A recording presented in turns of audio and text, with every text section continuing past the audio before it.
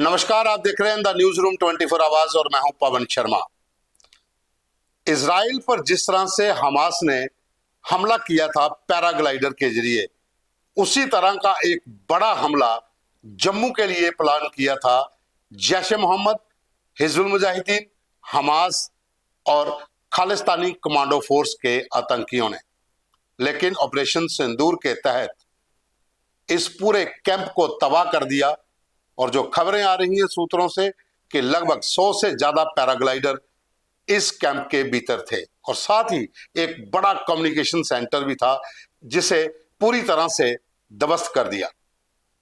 आपको डिटेल में खबर बताएंगे कि ऑपरेशन सिंदूर जो कि 6 मई की रात को शुरू हुआ, 9 बड़े टेरर कैंप जिसमें तबाह हुए और एक कैंप था शकरगढ़ में सर्जन कलां, जो कि सांबा, जो जम्मू कश्मीर का एक जिला है, सांबा से लगभग 6 किलोमीटर दूर शकरगढ़ का इलाका पड़ता है, पाकिस्तान का जो प्रांत है, वहां पर ये एक बड़ा कैंप चल रहा था सर्जन कलां में, जिसमें हमास के आतंकी, जैश ए मोहम्मद के आतंकी, हिजबुल मुजाहिदीन के आतंकी और खालिस्तान कमांडो फोर्स के आतंकी पैराग्लाइडिंग की ट्रेनिंग लेते थे। और वहीं से ये हमला प्लान हुआ था कि जम्मू के भीतर एक बड़ा हमला करना है। लेकिन उससे पहले पहलगाम में जब अटैक हुआ तो भारत की ओर से एक बड़ी कार्रवाई पाकिस्तान पर की गई। 9 बड़े कैंप तबाह हुए, जिसमें बहावलपुर से लेकर पीओजेके तक के जो कैंप तबाह किए गए। इसी में एक बड़ा कैंप था सर्जन कलां, जो कि शकरगढ़ में था। जितनी भी बार वहां पर सुरंगें खोदी गई, वो सब इसी कैंप के जरिए आतंकी खोदते थे। यहीं पर उनका एक बड़ा नेटवर्क था और जितनी भी सुरंगें बीएसएफ ने पकड़ी, सब की सब जो आतंकी थे इसी कैंप से रिलेटेड थे। आपको पता होगा कि हीरानगर सेक्टर में एक बार एक ऐसी सुरंग पकड़ी गई थी जिसमें से जम्मू कश्मीर से एक आतंकी परिवार सहित उस पार चला गया था। ये शकरगढ़ का वो कैंप पूरे इस इलाके को वहां पर वो ऑपरेट करते थे, उनकी देखरेख में ये काम चल रहा था। और इसी कैंप के भीतर से जो जानकारी मिल रही है कि 2016 में पठानकोट एयरबेस पर जो अटैक हुआ, उसमें जैश ए मोहम्मद के आतंकी इसी ट्रेनिंग कैंप से निकलकर वहां गए थे।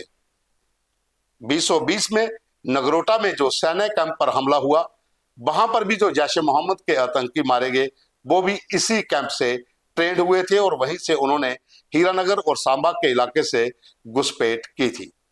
ऑपरेशन सिंदूर के तहत ये कार्रवाई जब हुई तो उस समय वहां पर जो तबाही हुई, जो डिटेल सूत्रों से मिली है सुरक्षा एजेंसियों से, लगभग 35 के करीब टेररिस्ट जो थे वो इस कैंप के भीतर मारे गए, जिसमें जैश ए मोहम्मद के टॉप कमांडर मोहम्मद अदनान अली उर्फ डॉक्टर, उसके 2 भाई और उसके कैडर के 3 से 4 लोग, कशिश जान जो कि जैश ए मोहम्मद का डिविजनल कमांडर है, उसके कुछ रिलेटिव्स और उसके कुछ चचेरे भाई।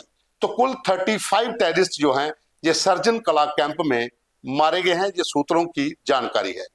इस कैंप के भीतर खालिस्तानी कमांडो फोर्स के आतंकी भी थे, जिनमें से कुछ के मारे जाने की भी आशंका है।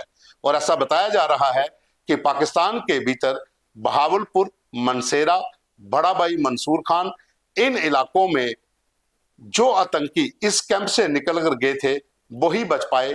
जो बाकी इस कैंप के भीतर थे वो सब के सब मारे गए, जिनकी संख्या 35 के करीब बताई जा रही है।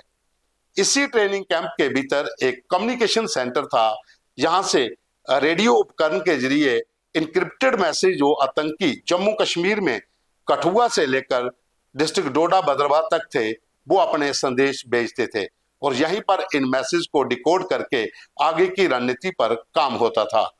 ऑपरेशन सिंदूर के बाद पूरे इलाके के भीतर जो अफरा तफरी का माहौल था, जैसे बीएसएफ ने तबाही की, भारतीय सेना ने पाकिस्तान के कैंपों की तबाही की, वो ये दर्शाती है कि पाकिस्तान के भीतर आतंकियों की कमर पूरी तरह से टूट चुकी है। एक खबर इसके साथ रिलेटेड और भी है, जैसा कि आपको कुछ दिन पहले पता होगा, हमने खबर भी चलाई थी कि डोडा में लगभग 37 मोबाइल टावर जो हैं उनकी सर्विस सस्पेंड की गई है। वो इसी का एक पोर्शन था, क्योंकि जितने भी इंक्रिप्टेड मैसेज डोडा, किश्तवाड़, भद्रवाह, बनी, मछेड़ी, मल्हार इन इलाकों से होते थे वो यही कैंप वहां पर रिसीव करता था। लेकिन इस कैंप के डिस्ट्रॉय होने के बाद जब ये टावर जहां पर बंद किए गए तो अब आतंकी जो हैं अपने इनक्रिप्टेड मैसेज भेजने में असमर्थ हैं और आतंकियों की तलाश यहां पर भी चल रही है। लेकिन हम बात कर रहे हैं सर्जन कला कैंप की। सर्जन कला कैंप के बारे में सुरक्षा एजेंसियों ने बहुत से इनपुट्स जो पहले मिले थे उसके आधार पर ही एक स्ट्रेटजी बनी। जैसे बाकी 8 कैंपों को तबाह किया गया उसमें इस कैंप को भी शामिल किया गया था, क्योंकि जो इनपुट्स थे उनके अनुसार इस कैंप के भीतर हिजबुल मुजाहिदीन, जैश ए मोहम्मद और खालिस्तान कमांडो फोर्स के आतंकी जैश के बड़े कमांडरों के नेतृत्व में ट्रेनिंग लेते थे। और यहाँ पर जैसा कि एक वीडियो बहुत देर पहले वायरल हुआ था कि ड्रोन के साथ भी आतंकी उड़ रहे थे। तो जो बताया जा रहा है कि बलूचिस्तान के भीतर पैराग्लाइडिंग की ट्रेनिंग हुई, वहां से ट्रेनिंग करने के बाद ये आतंकी जो हैं ये सर्जन कला कैंप में पहुंचे। हो सकता है कि कठुआ से लेकर अखनूर तक या एलओसी के इलाके तक और भी कई जगह पर इस तरह के कैंप हों जहां पर हमास के आतंकियों ने उन आतंकियों को जो जैश, हिजब और साथ में खालिस्तानी कमांडो फोर्स के हैं उनको बलूचिस्तान में ट्रेन किया हो। हालांकि अब सुरक्षा एजेंसियां इसके ऊपर और तरीके से काम कर रही हैं, लेकिन सर्जन कला कैंप को तबाह करने के बाद जो जानकारी मिली है उसके अनुसार यहाँ पर हमास के आतंकियों ने उन आतंकियों को पैराग्लाइडिंग के जरिए हमला करने की ट्रेनिंग दी थी। लेकिन ये कैंप अब तबाह हो चुका है और बाकी 8 कैंप जो तबाह हुए हैं समय लगेगा। आतंकी जो टॉप कमांडर हैं उनको फिर से एक नेटवर्क खड़ा करने में, एक कैडर को खड़ा करने में, लेकिन ऑपरेशन सिंदूर की जो कामयाबी है उसके बीच सर्जन कला कैंप को तबाह करना अपने आप में भी एक बहुत बड़ी कामयाबी है। धन्यवाद।